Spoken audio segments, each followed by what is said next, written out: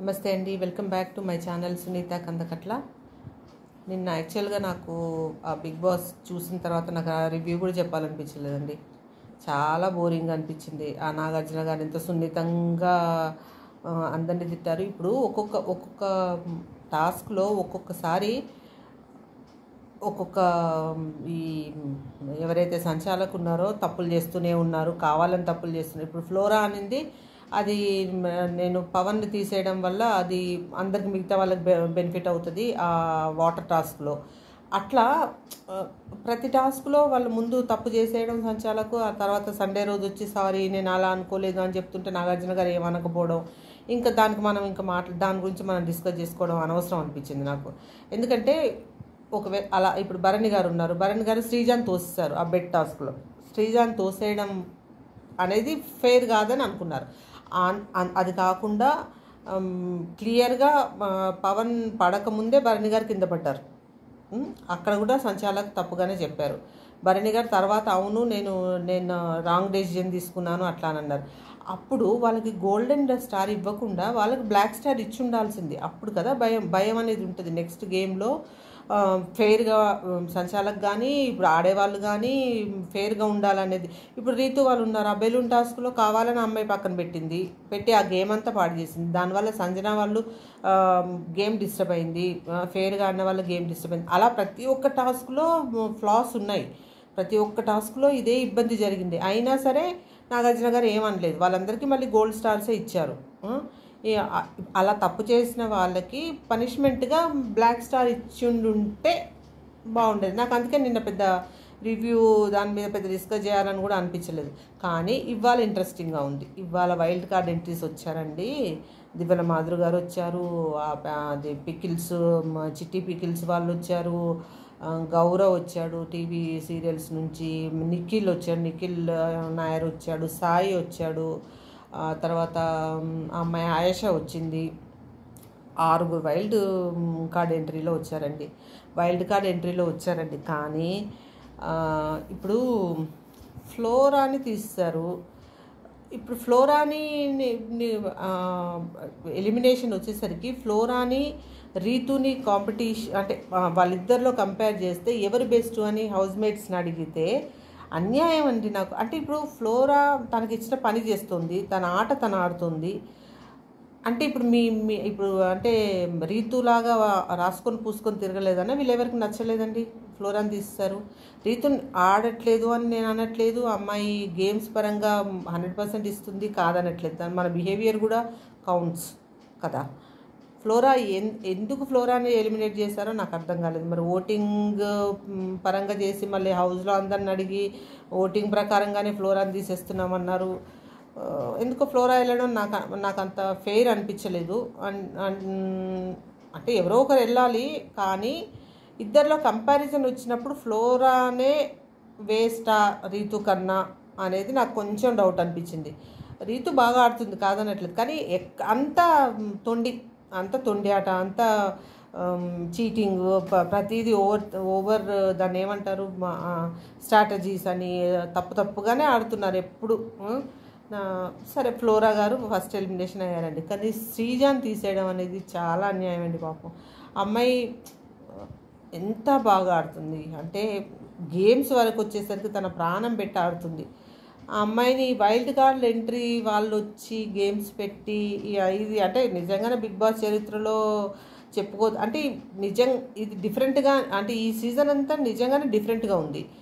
ప్రతి ఎపిసోడ్ డిఫరెంట్గా ఉంది. కానీ నాగార్జున గారు వచ్చినప్పుడే ఆ భయం అనేది లేకుండా పోయిందండి. అసలు నాగార్జున గారు వచ్చి ఎంత ఫైర్ అవుతారో అనుకున్నారు. రీతు వాళ్ళు అలా ఆడారు, వీళ్ళు ఇలా ఆడారు, సంచాలక్ ఇలా చేశాడు, ఏమీ జరగలేదు. లాస్ట్కి ఇమాన్యుయల్కి బెనిఫిట్ వచ్చేలాగా అందరూ అది చేశారు. అంతా అనుకున్నట్టుగానే జరుగుతుంది, పెద్ద అదేం లేదు. ఇప్పుడు వీళ్ళు వచ్చారు కాబట్టి వైల్డ్ కార్డ్ ఎంట్రీస్ వల్ల డెఫినెట్గా మాధురి గారు తగ్గే రకం కాదు, ఆ అమ్మాయి చిట్టి పికిల్స్ ఆ అమ్మాయి తగ్గేదేం కాదు. సో నిఖిల్ నాయర్ తన పర్సనాలిటీ వైజు ఎక్కడ ఫిజికల్ టాస్కులు కానీ ఏవి తగ్గేలాగా లేడు. సాయి తను చిన్నప్పటి నుంచి మూవీస్లో ఉన్నాడు, ఎవరితో ఎలా ఉండాలని తెలిసే ఉంటుంది అనుకుంటున్నాను. ఇంకెటొచ్చి కొంచెం గౌరవ్ లాంగ్వేజ్ ప్రాబ్లం ఉందంటున్నారు. అబ్బాయి బాగానే ఆడతాడు, దాంట్లో ఏం ప్రాబ్లం లేదు. సో ఆయేషా మనకి అదే కిరాక్ బాయ్స్ కిలాడి గర్ల్స్లో చూస్తూనే ఉన్నాం. ఆ రాటదేళ్ళు ఉన్నారు వీళ్ళంతా, అదేం ప్రాబ్లం లేదు. సో ఇప్పుడు ఉన్న వాళ్ళకి భయం పట్టుకుంది. ఇప్పుడు వాళ్ళు వచ్చిన వాళ్ళంతా ఈ భరణి గారు ఫస్ట్ వీక్ నుంచి అదే ప్రాబ్లంలో ఉన్నారు. సేఫ్ గేమ్ ఆడుతున్నారు అనే దాంట్లో ఉన్నారు. ఆయన బిహేవియర్ అట్లానే ఉంది. ఇప్పుడు రాను ఇంకా వర్స్ట్గా తయారవుతుంది. అంటే అదేంటి నా గర్కా నా ఘాట్కా అన్నట్టు ఆయన ఇప్పుడు ఏం చేయాలని తోసిన పరిస్థితిలో ఉన్నాడు. ఇప్పుడు తనుజాను వదిలేస్తే బ్యాడ్ అయిపోతానా, లేకపోతే దివ్యాను వదిలేస్తే బ్యాడ్ అయిపోతానా అన్నట్టుగా తయారైంది ఆయన పరిస్థితి. ఎందుకంటే ఫస్ట్ నుంచి అలా తను క్రియేట్ చేసుకోవడం వల్ల అందులో బిగుసుకుపోయి ఉన్నారు ఇప్పుడు. సో ఆయనకు టఫ్ టైం. అందరూ వచ్చిన వాళ్ళందరూ అదే చెప్పారు, మీరు బాండింగ్తో ఆడుతున్నారు. ఇప్పుడు ఆయన ఆలోచనలో పడతాడు. ఆయన స్ట్రాటజీస్ ఆయనకు ఉంటాయి, ఆయన ఎలా ఆడాలో ఆయనకు బాగానే తెలుసు. కానీ అదొకటి ఉంది. ఇంకా సంజన గారు యాజ్ ముందు నుంచి ఉన్నట్టు బబ్లీగా ఆమె ధోరణిలో ఆమె వెళ్ళిపోతానే ఉంది. ఆమెకి ఒకరు చెప్పాల్సిన అవసరం లేదు. ఆమె గేమ్ ఆమెకి ఎలా ఆడాలో తెలుసు, ఎప్పుడు ఏం చేయాలో తెలుసు, అన్నీ బాగా తెలుసు. ఇక రీతు పవన్ గురించి మనం చెప్పక్కర్లేదు. అమ్మో వాళ్ళిద్దరిని అసలు మనం తక్కువ చేయలేము. మహా తెలివితేటలు ఉన్నాయి. తనుజ అమ్మో ఓవర్ యాక్షను, ఆమె